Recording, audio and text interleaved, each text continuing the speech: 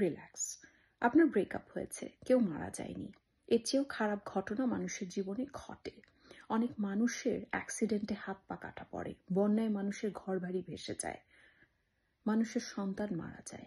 আপনার সেই তুলনায় কিছুই ঘটেনি আপনার জীবনে।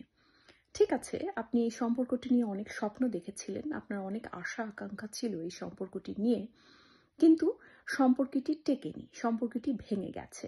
সম্পর্কটি কেন ভেঙেছে? সম্পর্কটি টক্সিক ছিল, সেই কারণেই তো ভেঙেছে। যেই সম্পর্ক টক্সিক ছিল সেটা যদি এগোতো তাহলে কি হয়ে যেত? বিয়ে পর্যন্ত গড়াতো, তারপর ডিভোর্স হতো।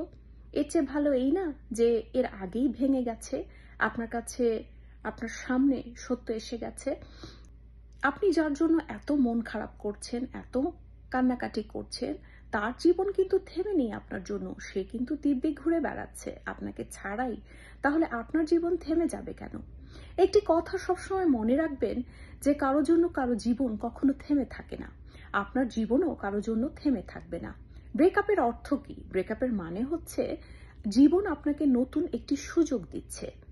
আপনি নতুন মানুষজনের সাথে মিশবেন, হতে পারে তার মধ্যে থেকে কাউকে আপনার ভালো লেগে যেতে পারে এবং আপনার জীবনে নতুন একটি মানুষ আসতে পারে।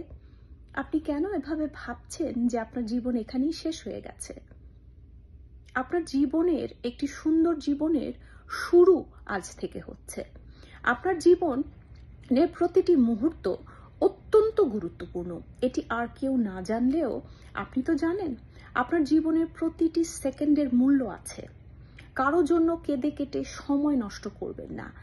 যার আপনার চোখের জলের যার কোনো মূল্য নেই, তার জন্য কেন কাঁদছেন? আপনি এই সময়টায় যদি একটু ফিজিক্যালি অ্যাক্টিভ থাকেন তাহলে খুব সহজেই মুভ অন করতে পারবেন। আপনি যদি জিমে ভর্তি হন তাহলে দেখবেন যে সেই পরিবেশটি নতুন, প্রতিটি মানুষ নতুন, আপনার অসম্ভব ভালো লাগবে এবং আপনি দেখবেন যে আপনি নিজের অজান্তেই খুব সহজেই মুভ অন করে গেছেন।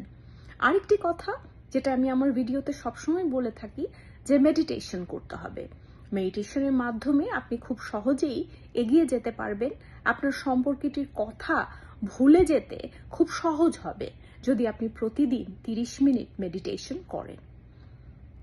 আরেকটি কথা যেটা আমি 90% মানুষের ক্ষেত্রে দেখে থাকি, সেটি হচ্ছে ব্রেকআপের পর এক্সের প্রচন্ড বদনাম করে বেড়ায় মানুষজন। সবাই যাকেই জিজ্ঞেস করা হয় প্রাক্তনের কথা, তখন সে বলে বসে যে না, আমার এক্সের মতো খারাপ মানুষ পৃথিবীতে আর দুটো ছিল না। আপনাকে প্রেম করার জন্য কেউ ফোর্স করেনি, কেউ জোরাজোরি করেনি। আপনার বাবা মা, ভাই বোন, আত্মীয় স্বজন, এটা আপনার নিজের পছন্দ ছিল। আপনার নিজের পছন্দকে আপনি যত ছোট করবেন তত বোঝা যাবে আপনি আজও মুভ অন করতে পারেননি এবং আপনি নিজের অজান্তে নিজেকেই ছোট করছেন। তাই এটি কখনোই করতে যাবেন না। এই সম্পর্কটাকে যত সহজভাবে আপনি নেবেন তত সহজে আপনি মুভ অন করতে পারবেন। এই সময়টায় আপনি নতুন নতুন কিছু শিখতে পারেন। আপনার অনেক দিনের ইচ্ছে নাচ শেখার বা গান শেখার, আপনি গানের ক্লাসে ভর্তি হয়ে যেতে পারেন। গান শিখে আপনি খুব বড় গায়িকা হয়ে যাবেন, সেজন্য গান শিখবেন না। গান শিখতে আপনার ভালো লাগে, এটি আপনার প্যাশন, এই জন্য আপনি শিখবেন। আপনার যে কাজগুলো করতে ভালো লাগে সেই কাজগুলো বেশি বেশি করে করুন। আপনার বন্ধু বান্ধবের সাথে আড্ডা দিতে ভালো লাগে, আপনি আড্ডা দিয়ে বেড়ান। আপনার মুভি দেখতে ভালো লাগে, আপনি মুভি দেখতে যান। আপনার রেস্টুরেন্টে খেতে ভালো লাগে, আপনি সেটি করুন। আপনার জীবন থামিয়ে দিবেন না। আপনি যদি সব কাজ করতে থাকেন ধীরে ধীরে খুব সহজেই আপনি মুভ অন করতে পারবেন। যেখানে জীবনেরই কোনো গ্যারেন্টি নেই, আমরা এই পৃথিবীতে জন্মেছি মারা যাবার জন্যই। আমি আজকে বসে আপনাদের সামনে কথা বলছি, কাল আমি মারা যেতে পারি।